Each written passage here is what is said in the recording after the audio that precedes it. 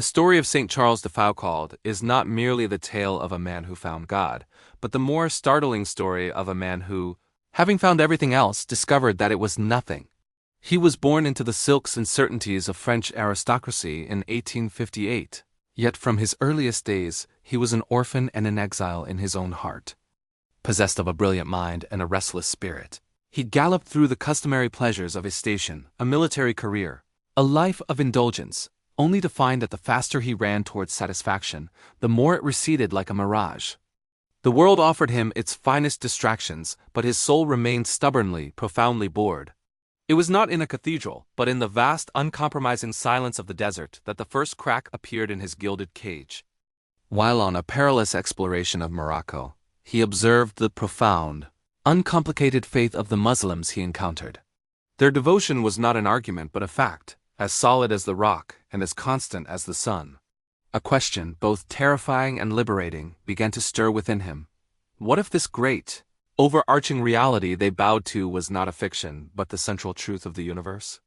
Returning to France, a shadow of his former self, he sought a priest not for doctrine, but for a lifeline. The counsel he received was as simple as it was seismic: kneel and ask for mercy. In that act of surrender, the universe reordered itself. The abstract notion of God became a sudden, overwhelming presence. As he would later write, with the devastating clarity of a convert, "As soon as I believed that God existed, I knew I could do nothing else but live for Him alone." His first instinct was to disappear. He joined the Trappists, embracing their silence, and then went further, seeking to become a hermit in Nazareth. His ambition was no longer to conquer lands, but to conquer himself by imitating the most unambitious life ever lived, the hidden, humble 30 years of Jesus. He desired his whole being to become a quiet testament to the love of God, a living prayer whispered in the workshop and the street.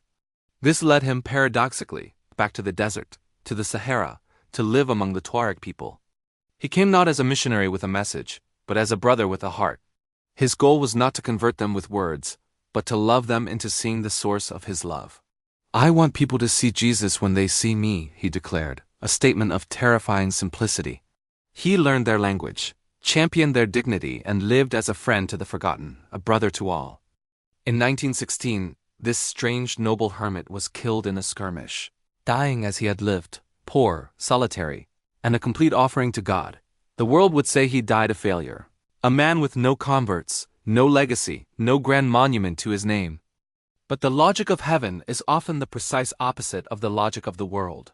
Though he died alone, his spirit blazed into a fire after his death, giving birth to a constellation of communities across the globe, little brothers and little sisters of Jesus, and countless lay people who found in his life a new way of living the gospel.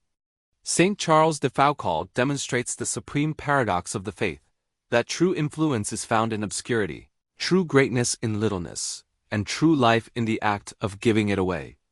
His existence is a brilliant refutation of modern ambition, reminding us that God can take the most broken and restless of souls and through its quiet surrender, remake the world. St. Charles de Foucauld. Pray for us.